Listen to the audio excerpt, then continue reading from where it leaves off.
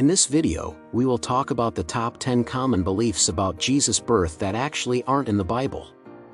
So before starting, please like this video and subscribe to this channel for future updates. If you were raised a Christian and later study biblical studies, you may have to face the truth. The Bible doesn't contain many of the church's core doctrines. Key concepts referred to as Christianity have no clear historical roots.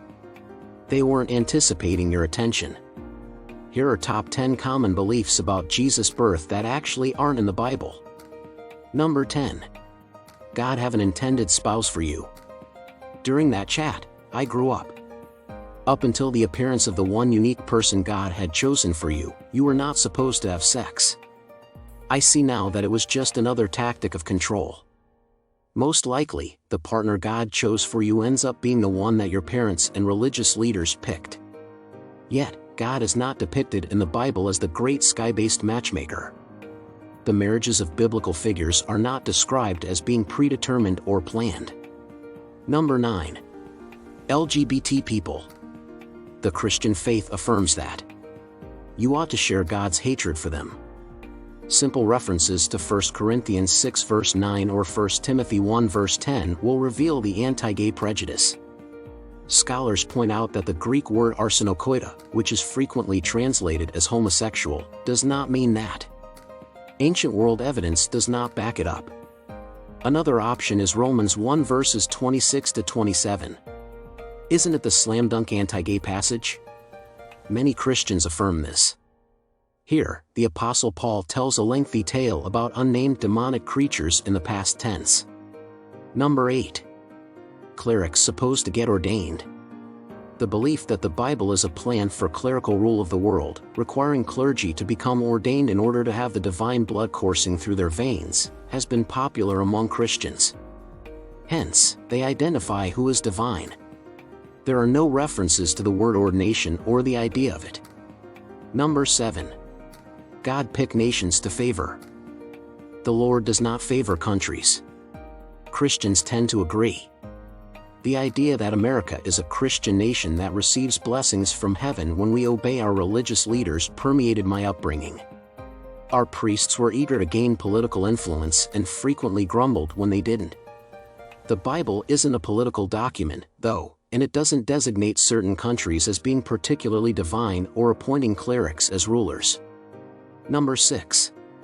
Christian wedding. One notion you'd frequently hear labeled as Christian is that getting married entails visiting a church where a clergyman carries out a ritual. Where in the Bible is that, though? According to John 2 verses 1 to 12, Jews had wedding traditions.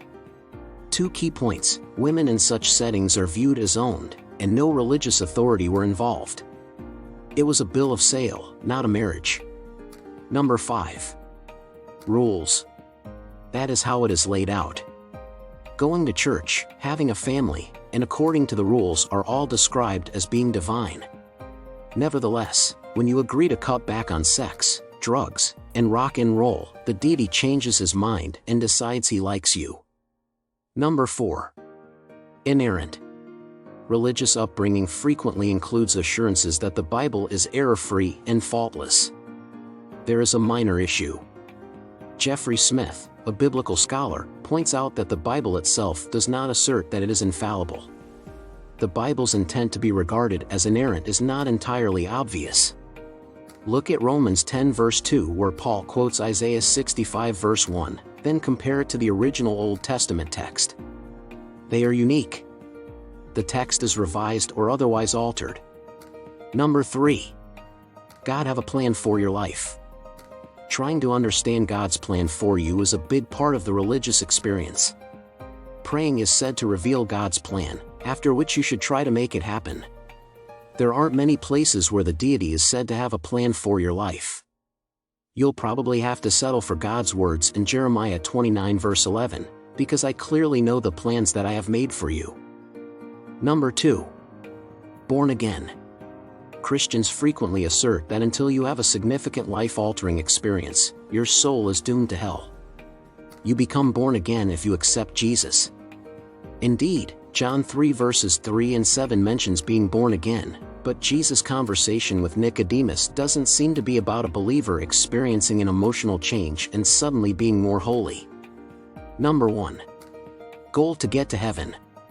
The fundamental tenet of Christianity has been that if you follow God's instructions, you will pass away and your spirit will ascend to a location known as heaven. It seems that those who conduct badly go to hell. Very few references to the Bible are made during this discussion. The Bible has no reference to heaven as the last resting place of the saved, according to Christian theologian J. Richard Middleton. What do you think about our video? Let us know in the comment box below. Please like this video and subscribe to this channel for our future updates. Thank you.